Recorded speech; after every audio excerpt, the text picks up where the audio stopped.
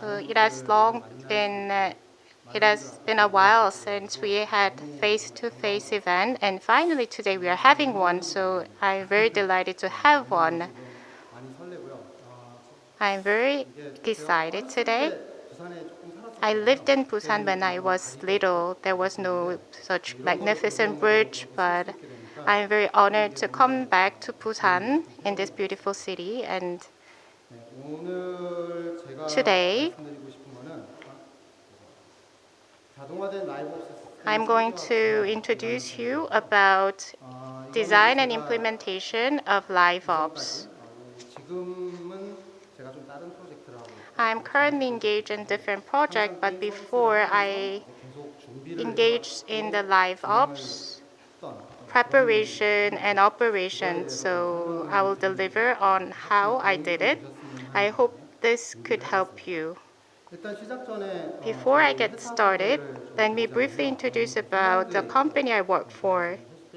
Metacore Games is based in Helsinki, Finland, and I'm currently living in Helsinki. And we have around 100 employees. The biggest investor in our company is Supercell. They have invested around 180 million euros in our company.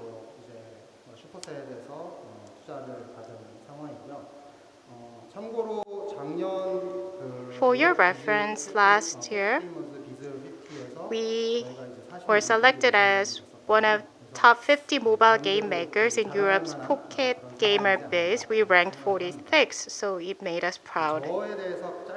To give you a brief introduction about myself, I'm currently working as a tech lead at Metacore Games, and I engage in the development of the games shown on slide. I joined this company in 1995, and I have been working in this field for more than 13 years. I programmed text mod game in the beginning, and I worked for 3 different independent game companies such as Smilegate, NeoWiz, and KTH, but they don't exist anymore, unfortunately.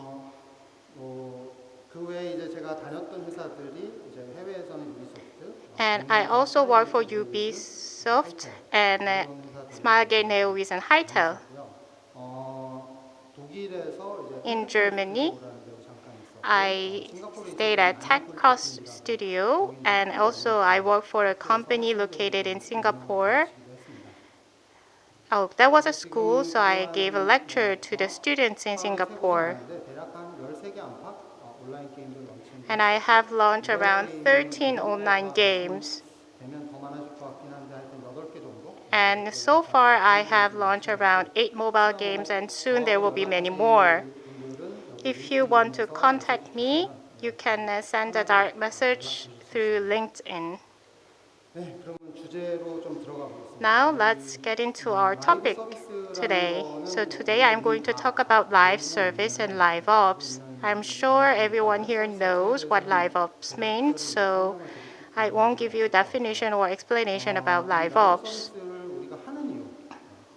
So the reason why we give Liveops service is because update and improvement of the game can be made in real time through Liveops.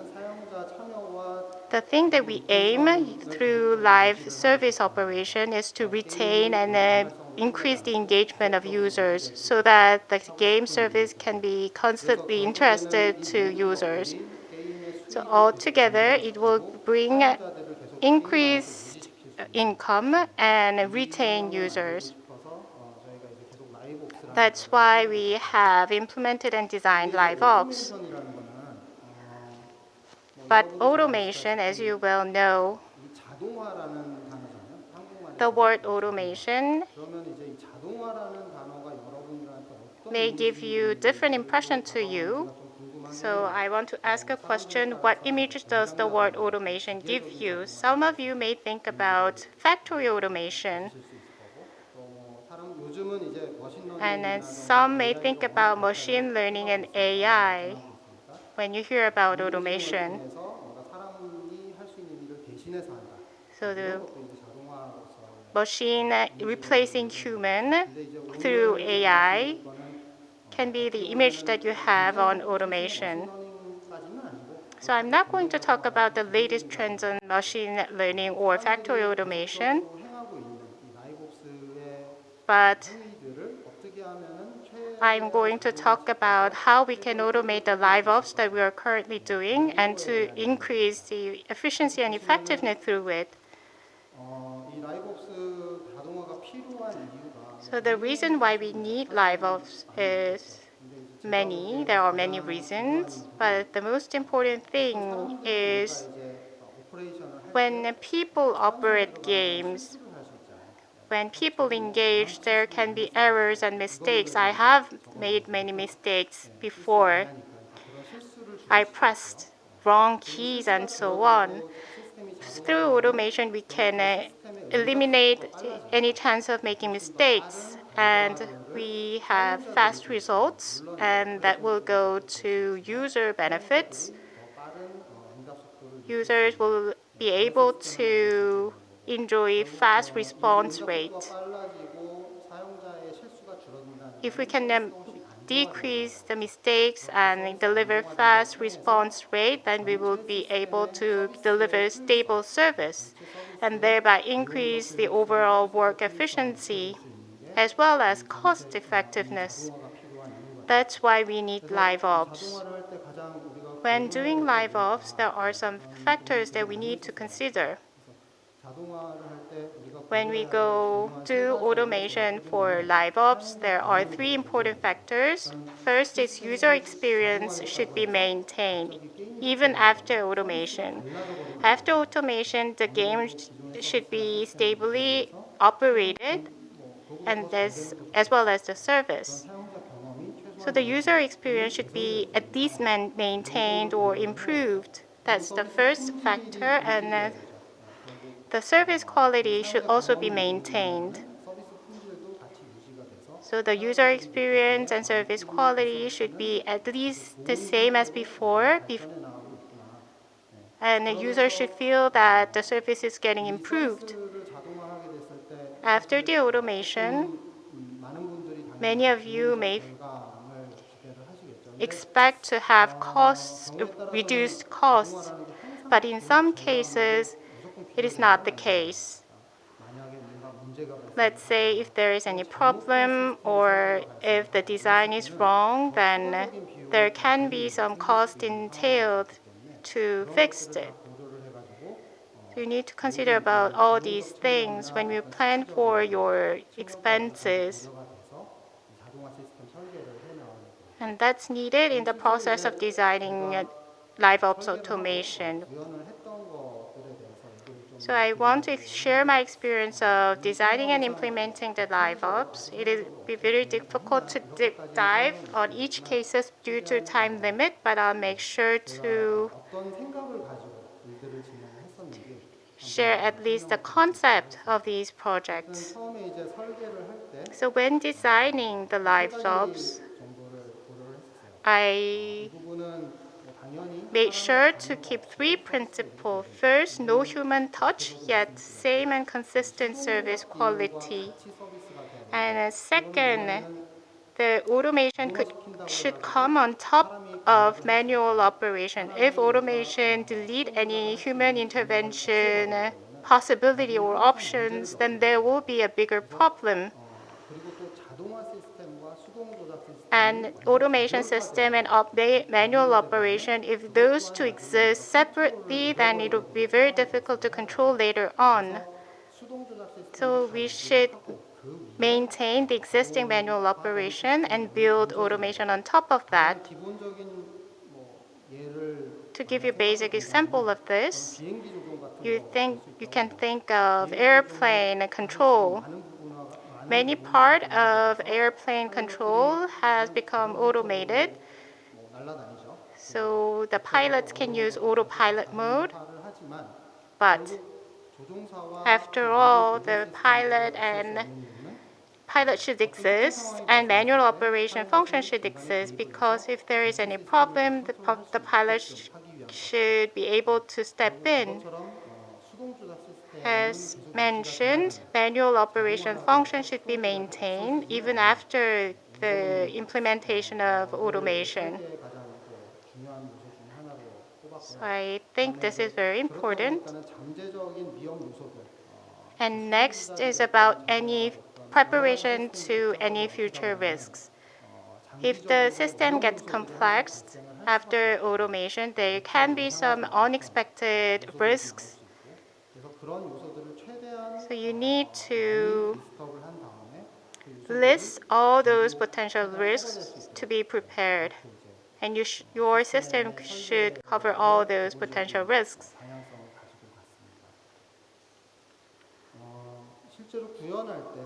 When implementing the Liveops, I went through 3 phases. First, with the designed system, we did service design. Unlike game design and others, it's not about just playing a game. We see whether our service is organically delivered and how we are going to deliver user experience. Is the design related to that? It's a Liveops, so we receive feedback from users, reviews from users, and we monitor the responses of users so that we can seamlessly deliver automated Liveops. After designing this stage, we need to set up rules. The core of automation is to set the rules and implement those rules. What's important in setting the rule is to making it simple as we can. If the rules get complex, there will be unexpected risks, so you need to make sure to make simple rules. And random rules are also needed. That's part of your rule because it's a game. If you give always the same results and same rules, then it won't be fun. So the random rules should be incorporated in your set rules. And the quality of your service depends on how you incorporate those random rules into your set rules. I think it was the most difficult part when designing the entire system. All in all, we need to receive feedback and comments from the users, so the monitoring system is very important. The automation requires the monitoring process because we need to check the response from the users and reflect those feedback and comments so that we can maintain a better automation system. So we need to form a loop, create a loop, and that was important. And you need a scheduler so that you can implement the content and function execution based on your schedule.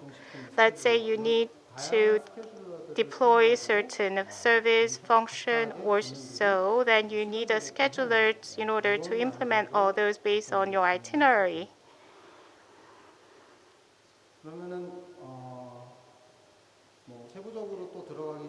Before we dive in, you need to think about the flow of your game, preparation and live service flow. This is very important as well because if you miss the entire picture of your game, the flow of your game, the experience that the user has can be inconsistent. So the entire flow of the game should be drawn and prepared before the automation. It's not just about game planning. You need to think about development, implementation, service launching, and monitoring after launch so that you can monitor the entire flow of the game. user feedback and other bug improvement, tuning, fine-tuning, service updates, and opinions should flow back to you using this loop so that you can incorporate all those comments into your game planning for the next stage. In addition to user feedback, you can think of new function, list of updates, or other comments to be incorporated in your next plan. Not all the games have the same game flow, but you need to think about which part you want to automate in this loop.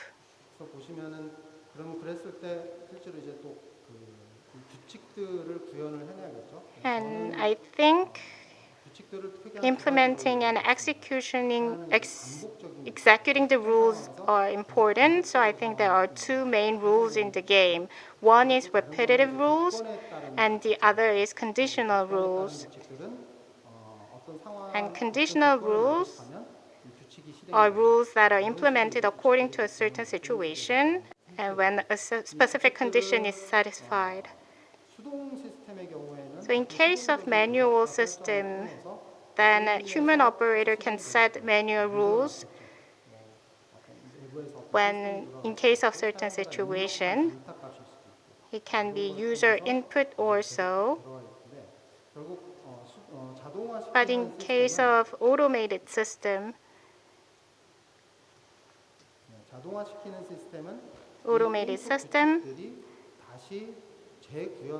should have a loop where these rules are reincorporated in the system. When there is a need to improve or revise the rule, then the system should be able to run another loop based on the changed rules. So designing the system is important. When doing this, when you have new updates, new features, then all those new content should be injected or inserted in this loop and reflected in the flow of your game.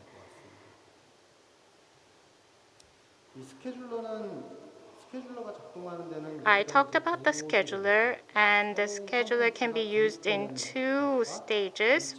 First is when inserting the new rules, and a second when in the stage where the entire loop, one loop is completed. When creating a flow of that cycle,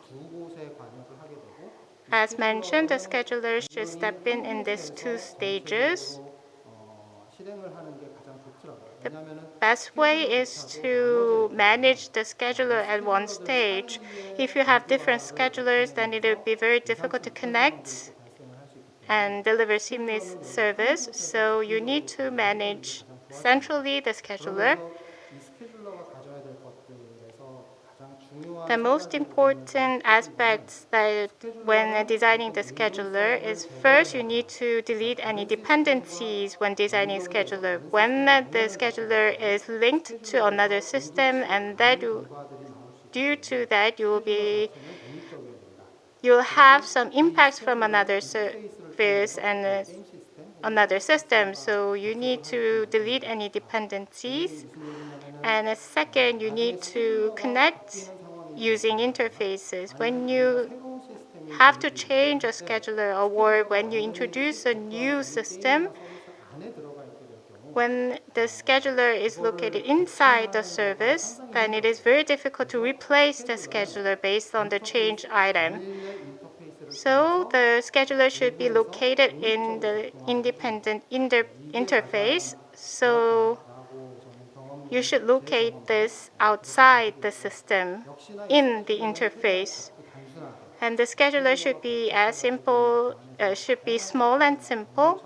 If the scheduler is too complex, then as mentioned, it is very difficult to manage. So you need to keep a very simple scheduler.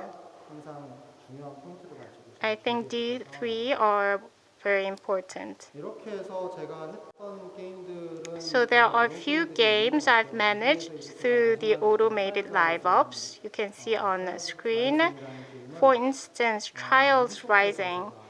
The game was the project I engaged in at Ubisoft. 처음에 라이브 서비스를 막 시작했을 At first, when we launched the live service, because it is a launch, many people participated. So all in all, about 40 to 50 people engaged in managing the game and the services, such as managing service events, adjusting those events, and so on. So altogether, 40 to 50 internal and external personnel operated and managed the system. And it took around 7 to 8 months to design this Liveops. I didn't do it myself. My team did it all together. After the automated Liveops went live, we decreased the headcount in charge of the management, and after a couple of months, in the end, officially, there was no human operator assigned for this Liveops management. Only some manager received the notice from the Liveops monitoring system when there was any problem or when human operator needs to be alarmed of certain operations, the Liveops sent a message and we gave a report. So after several months since the launch of this project, there was no human operator. So it was good for the company's management because before 40 to 50 people were required to run this project, but due to automation, we could use this personnel for other work. So it wasn't a real-time multiplayer game, but we have very strong automated Liveops system. So as you can see, you can save costs. It's not just about financial figures. You need to think about all the efforts that you have to put in to run this system. And at the same time, you can maintain the user experience through automation and you can do other valuable works.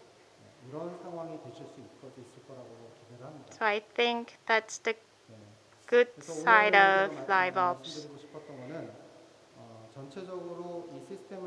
So through this presentation, I wanted to emphasize that game planning and service planning is very important.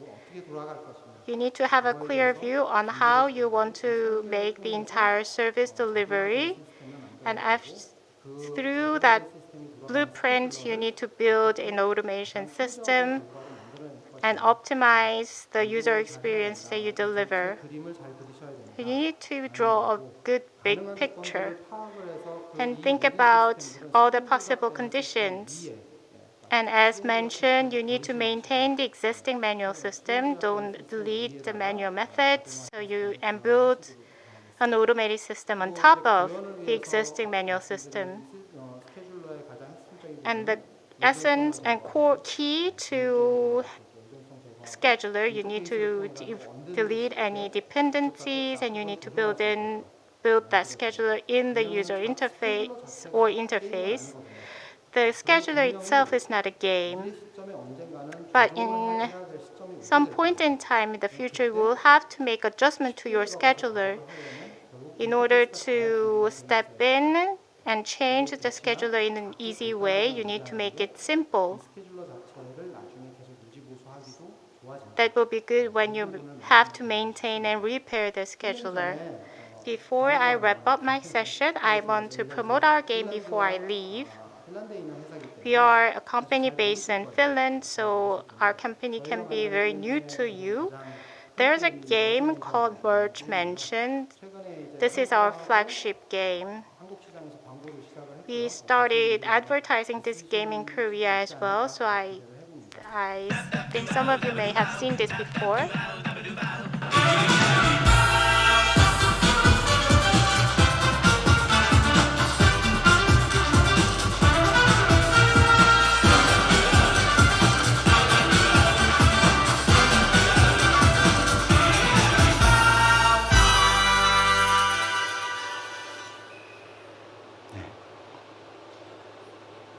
네, 지금 저희 게임 자체는 사실 북미 The game itself, the target of this game is North American market. So the style of this game is quite different from what you are familiar with. 준비를 하고 있습니다. So we are preparing for the Korean market this time. 사람을 모으고 싶어 하거든요. And Metacore Games want to scout various talents from around the world. And the population of Finland is very small, so we always look for talent. If you want to come to Finland and work for our company, please contact me anytime. We have new hires every week. 뭐 이름을 못 들어보신 회사라서 걱정하실지 모르겠는데 The name Metacore Games can be new to you, but we are a company that Supercell invested hugely, 대형 RPG만큼 and the sales figure is very robust. It's better than some major Korean RPG games. So this can be a very good opportunity for you. If you are interested, please contact me. 네, 오늘 제 발표는 This is the end of my presentation. Thank you for listening.